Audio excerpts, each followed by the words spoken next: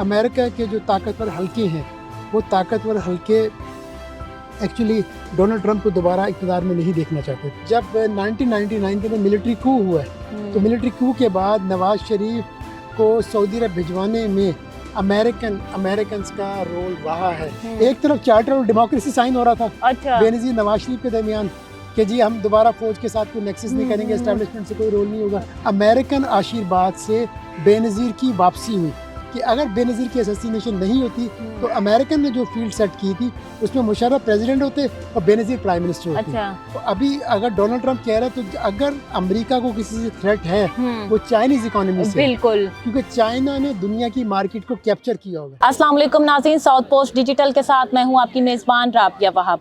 नाज़रीन, आज की इस वीडियो में हम बात करेंगे कि 5 नवंबर 2024 को जो यूएसए के इलेक्शन हुए हैं, इस हवाले से आज हम बात करेंगे। हमारे साथ मौजूद हैं डिपार्टमेंट ऑफ कम्युनिकेशन स्टडी के एचओडी शहजाद साहब। उनसे जानते हैं कि यूएसए में जो इलेक्शन हुए हैं डोनाल्ड ट्रंप और कैमला हैरिस के दरमियान, वो क्यों जो डोनाल्ड ट्रंप जीते हैं और उनके हारने की क्या वजह है। अस्सलाम वालेकुम। वालेकुम सलाम। सर, क्या हाल है? अल्लाह का शुक्र, ठीक ठाक। सर, यूएसए में जो अभी रिसेंटली इलेक्शन हुए हैं, तो आपको क्या लगता है कि डोनाल्ड ट्रंप क्यों जीते हैं? देखिए, जो अमेरिकन इलेक्शंस की अगर आप हिस्ट्री चेक करें वहाँ पर दो मेजर पॉलिटिकल पार्टीज हैं, डेमोक्रेट्स और रिपब्लिकन। बिल्कुल। तो डोनाल्ड ट्रंप जो थे कैंडिडेट थे रिपब्लिकन्स की। अब डोनाल्ड ट्रंप की जीतने की जो बुनियादी वजह है ना, वो फेलियर है डेमोक्रेट्स का। अच्छा। डेमोक्रेट्स की जो गवर्नमेंट रही है जो बाइडन में, उनकी performance up to the mark नहीं थी। दूसरा ये है कि डोनाल्ड ट्रंप को आप ये कह सकते हैं कि वो उसने पॉपुलिज्म को और पॉपुलर नैरेटिव को लेकर चला है। सही। वो जो एंटी इलीगल इमिग्रेंट्स हैं वो उसके खिलाफ है, वो वाइट सुप्रीमेसी की बात करता है। तो सर, अमेरिका में 1 करोड़ जो है ना इलीगल इमिग्रेट्स हैं, तो उनको निकाल सकेगा? देखिए, जो जब आप पॉपुलिज्म की बात करते हैं ना, तो पॉपुलिज्म का जो नारा है वो प्राइमरीली अट्रैक्ट करता है उन लोगों को जो कि लोअर मिडिल क्लास के लोग हों, जिनको ये महसूस होता हो कि जनाब इमिग्रेंट्स की वजह से उनके पास अच्छी जॉब अपॉर्चुनिटीज़ नहीं है, वो एक्सेल नहीं कर सकते हैं, लॉ एंड ऑर्डर के मसाइल हैं, उनकी जो डाइवर्सिटी है वो मुतासिर हो रही है, सोशल फैब्रिक मुतासिर हो रहा है। तो डोनाल्ड ट्रंप एक मकबूल नारे को लेकर चला है। दूसरी रीज़न पता क्या है, डोनाल्ड ट्रंप जो है ना वो रिवायती सियासतदान नहीं है। बिल्कुल। वो बिल्कुल ही नॉन ट्रेडिशनल पॉलिटिशियन है और वो एंटी एस्टैब्लिशमेंट है। बिल्कुल। अमेरिका की जो एलीट है, अमेरिका के जो ताकतवर हल्के हैं, वो ताकतवर हल्के एक्चुअली डोनाल्ड ट्रंप को दोबारा इक़्तिदार में नहीं देखना चाहते थे। अच्छा। तो ये फिर आप ये देख लें कि जो अमेरिका की जो डेमोक्रेसी है, मोर देन 200 ईयर की डेमोक्रेसी की हिस्ट्री है, तो उसमें वहाँ पर आप ये देखें कि वोट की जो ताकत है और जो वोटर की जो इज़्ज़त है, तो ना सिर्फ उसने वोटर की जो ओपिनियन है वो प्रिवेल हुई है, और उससे आप अंदाज़ा लगा सकते हैं कि जमहूरियत वहाँ किस हद तक मजबूत है। अब इसमें अलग सवाल हो सकते हैं कि क्या डोनाल्ड ट्रंप ग्लोबल वर्ल्ड के लिए अच्छा साबित होगा, नहीं होगा। और सर, ये कहा जाता है कि ये एक एंटी वॉर भी तो है ना, डोनाल्ड ट्रंप का एक बड़ा पॉजिटिव पॉइंट है। उसमें कोई शक नहीं है कि वो एंटी वॉर है। बिल्कुल। जबकि अब इसमें भी कुछ तजादात है। अच्छा। अमेरिका की जो पूरी इकोनॉमी है वो वॉर इंडस्ट्री पे चलती रही है। अच्छा। अब चूंकि डोनाल्ड ट्रंप उन लोगों में से था जिसने नॉर्थ कोरिया से भी बात की, जो यूक्रेन और रशिया की जंग में भी वो कहता है कि जंग खत्म की जाए। जहाँ तक इजराइल और जो गजा कॉन्फ्लिक्ट है उसमें उसका स्टांस रिलेटिवली डिफरेंट है। अच्छा। वो कहते हैं ये पीस उस सूरत में इस्टेब्लिश होगा जब एक ग्रुप मुकम्मल तौर पे एलिमिनेट हो जाए, फिर आप पीस इस्टेब्लिश कर दें। और ट्रंप उन लोगों में से था जिसने यरूशलेम जो बैतुल मुक़द्दस है वहाँ पर जो इजराइल जो अमेरिकन एम्बेसी थी वहाँ शिफ्ट की तेल अवीव से। तेल अवीव जो था वो उनका पहले दारुल हुकूमत था। तो इन अदर वर्ड्स जो कि यरूशलेम जो कि कंट्रोवर्शियल है मुस्लिम्स के दरमियान और जूस के दरमियान, तो वहाँ पर उसने एक तरह की उसको लेजिटिमाइज किया था। तो सर, डोनाल्ड ट्रंप ये कह रहा है कि जब मैं इक़्तिदार में आऊँगा तो चाइना को जो है ना सबसे पहले मैं इनकाउंटर करूँगा, कि उनकी जो अगर हम देखें तो पाकिस्तान और चाइना की बड़ी अच्छी दोस्ती है, और पाकिस्तान जो है ना बड़ा वो खुश हो रहा है कि डोनाल्ड ट्रंप इक़्तिदार में आ गया है, अब इमरान खान साहब जो है ना बाहर आएंगे। सर, क्या आप इस मुद्दे को मानते हैं कि ऐसा हो सकता है? देखिए, इसमें पाकिस्तान की बात ना करें। पीटीआई के सोशल मीडिया कुछ एक्टिविस्ट और कुछ उनके लीडर्स हैं जो ज़रूर कहते हैं कि जनाब ट्रंप के आने से इमरान खान की रिहाई में कुछ रिलीफ मिल सकता है। देखिए, जो रियासतों के जो आपस के मामलात हैं ना, रियासतों के मामलात बाय एंड लार्ज वो म्यूचुअल इंटरेस्ट और मफादात पे चलते हैं। वही ना, किसी पर्सनालिटी के साथ हम नहीं जोड़ अब सकते इसमें सर। ये ज़रूर है, इसमें इस सवाल का एक जुज़वी जवाब है और एक होलसम है। अच्छा, अब जनरलाइज तो ये है कि ठीक है। रियासतें इंडिविजुअल को नहीं देखती, अपने कौमी मफाद को देखती हैं। बिल्कुल।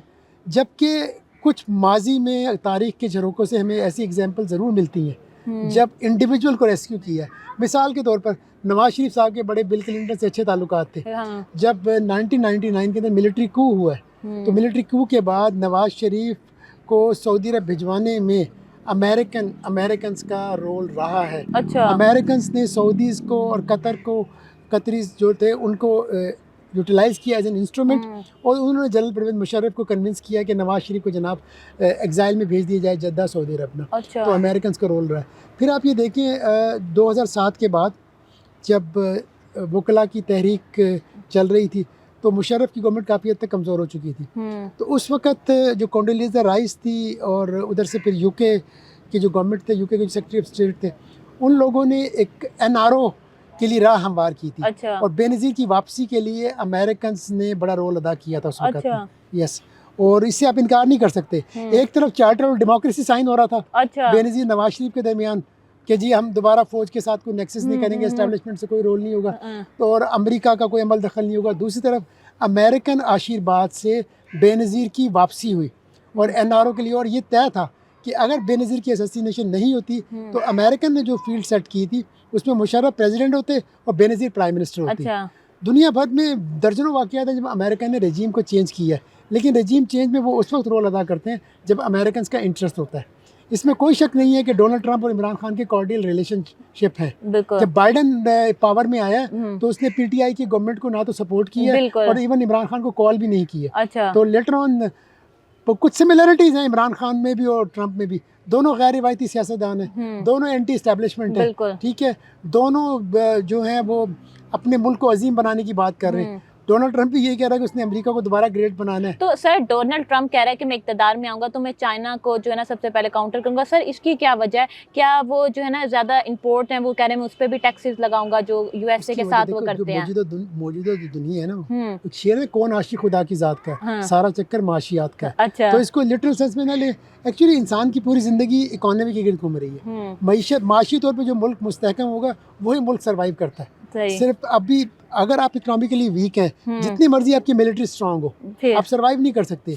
USSR को देख लें, USSR के पास न्यूक्लियर पावर थी, उसके पास मिसाइल्स थे, उसके पास लेटेस्ट टेक्नोलॉजी थी, इकोनॉमी वीक थी, USSR कोलैप्स कर गया। बिल्कुल। ठीक है, अभी पाकिस्तान को क्या मसला दरपेश है?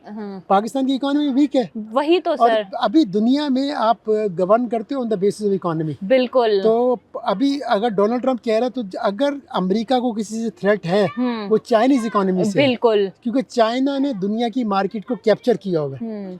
तो अभी किसी सूरत में अमेरिका मजीद फ्लोरिश कर सकता है कि वो चाइना को सुपरसीड कर जाए और वो जो भी उसकी पॉलिसीज होंगी। अच्छा, ट्रंप को एक एडवांटेज है क्या जो बाइडन को नहीं था। अमेरिका में जो पावर है ना, उसके मुख्तलिफ आप समझें कि उसके पोल्स या हल्के मौजूद हैं जहाँ से पावर आप गेन करते हो। सही। उसमें ओवल ऑफिस है जहाँ पर US प्रेसिडेंट बैठता है, अच्छा। पेंटागन है जहाँ पर उसकी आर्म फोर्सेस डील कर रही हैं, और कांग्रेस है। तो डोनाल्ड ट्रंप को आप ये कह सकते हैं कि काफ़ी अरसे के बाद अमेरिका में एक ताकतवर तरीन सदर के तौर पे उभरेगा, क्योंकि उनकी मेजॉरिटी है हाउस ऑफ रिप्रेजेंटेटिव में भी और सेनेट के अंदर भी ना।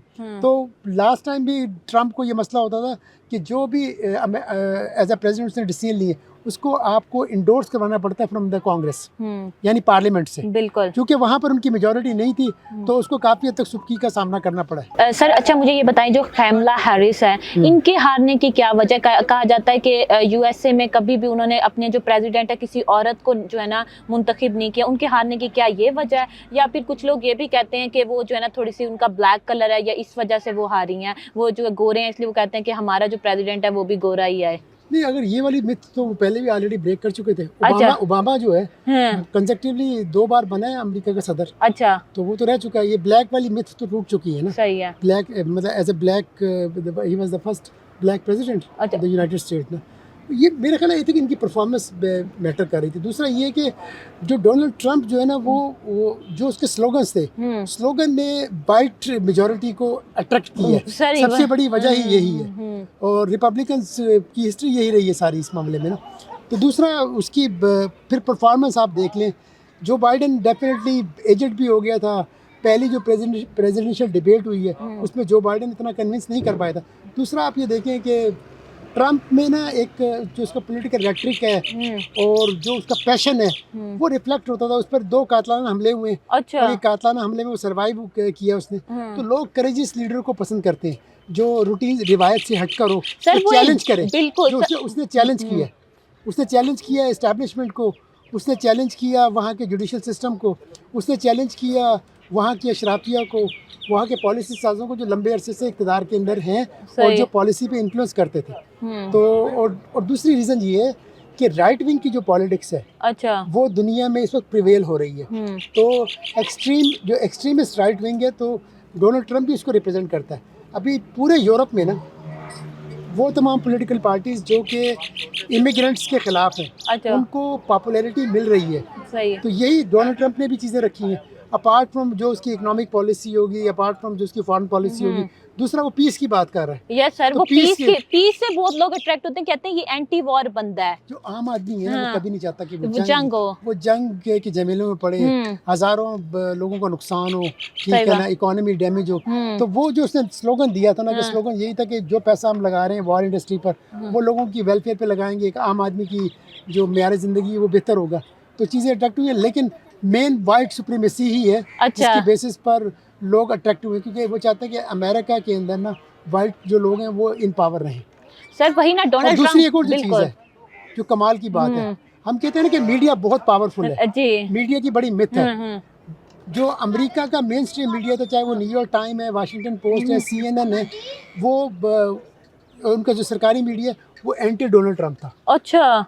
तो डोनाल्ड ट्रंप ने चैलेंज किया और मीडिया को शिकस्त दी। जो कहते हैं मीडिया पावरफुल है, media can change the perception, बिल्कुल मीडिया ओपिनियन बदल सकता है। तो डोनाल्ड ट्रंप ने वहाँ के मेन स्ट्रीम मीडिया को भी शिकस्त दी है।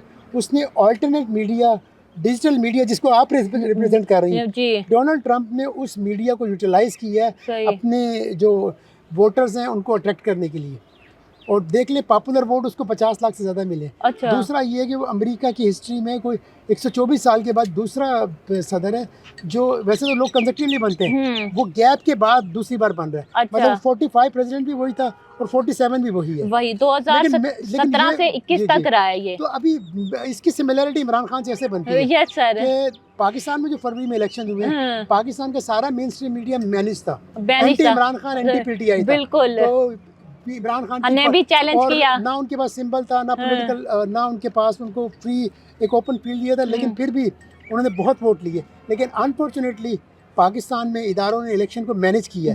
तो अमेरिका और पाकिस्तान में फ़र्क ये है कि बेशक वहाँ की इस्टेब्लिशमेंट एंटी ट्रंप थी, लेकिन एंटी ट्रंप होने के बावजूद भी उन्होंने अवाम की जो फैसला है उसको रिस्पेक्ट दी है। अच्छा। तो ये हमें सीखने की ज़रूरत है पाकिस्तान में। अगर हम चाहते हैं पाकिस्तान में डेमोक्रेसी मजबूत हो, तो इस्टेब्लिशमेंट को और जितने भी मुक़्तदर हल्के उनको इंटरफेयर नहीं करना चाहिए। 26वीं आईनी तरमीम से जिस तरीके से हमने चीज़ें मैनेज की हैं, बिल्कुल, और जो अभी हमने टेन्योर बढ़ाया है फोर्सेस के चीफ का, ये काम तो ना तो अयूब खान ने किया, ना याहिया खान ने किया, ना जनरल ज़िया ने किया, ना मुशर्रफ ने किया। अच्छा। उन्होंने कभी उन्होंने एक्सटेंशन ज़रूर ली है, उन्होंने 3 साल को 5 साल नहीं किए।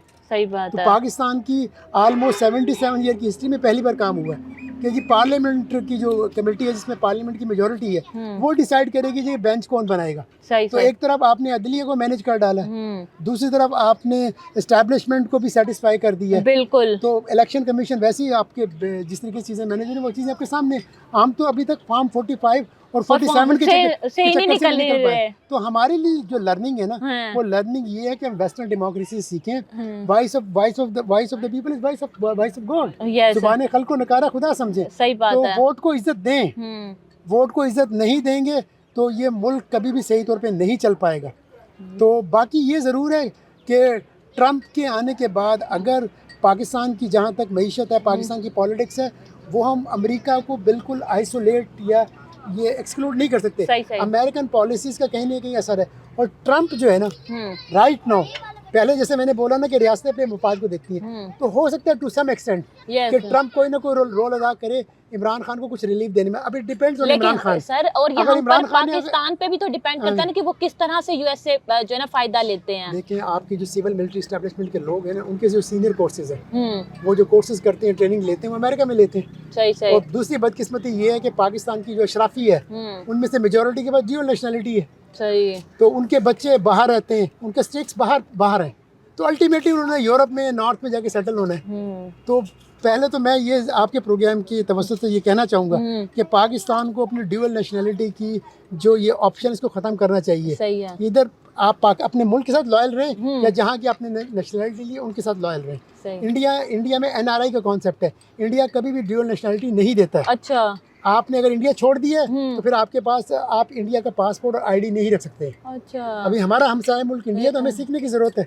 तो ये मैं जरूर मानता हूँ कि जो बाइडेन के दौर में पीटीआई के साथ और बाकी जो मामला होते रहे, उसमें जो सिलसिला था वो भी रिलेटिवली जो अभी ट्रम्प के आने के बाद टू सम एक्सटेंट एक ताज़ा हवा का झोंका हो सकता है, क्योंकि पाकिस्तान में ट्रम्प अगर किसी को जानता है वो इमरान खान को। और ये उसका ये चक्कर नहीं है कि इमरान खान उसकी खाला का बेटा है। हाँ, असल मसला ये है कि अमेरिकन इलेक्शन में जो लॉबिस्ट होते हैं, जो डोनर्स होते हैं, वो डोनर्स जो हैं बड़ा $मिलियन पैसा देते हैं। तो पाकिस्तान के जो बड़े बिजनेस टाइकून हैं, उन्होंने डोनाल्ड ट्रम्प की इलेक्शन कैंपेन में बड़ा पैसा इन्वेस्ट किया। सही बात है। और उस बेसिस पर वो लॉबिंग भी कर रहे हैं। सर बहुत शुक्रिया, आपने बड़ा अच्छा एनालिसिस दिया। और डोनाल्ड ट्रम्प का भी यही नारा है, वो एक एंटी वॉर है और वो दूसरा ये कहता है कि हमने जो है ना अपनी जीडीपी को कारोबार से बढ़ाना है। सर आपका बहुत शुक्रिया कि आपने हमें टाइम दिया। उम्मीद करती हूँ कि आज की ये वीडियो आप लोगों के लिए काफ़ी मुफीद साबित हुई होगी। इसी के साथ मुझे दीजिए इजाज़त। अल्लाह हाफ़िज़।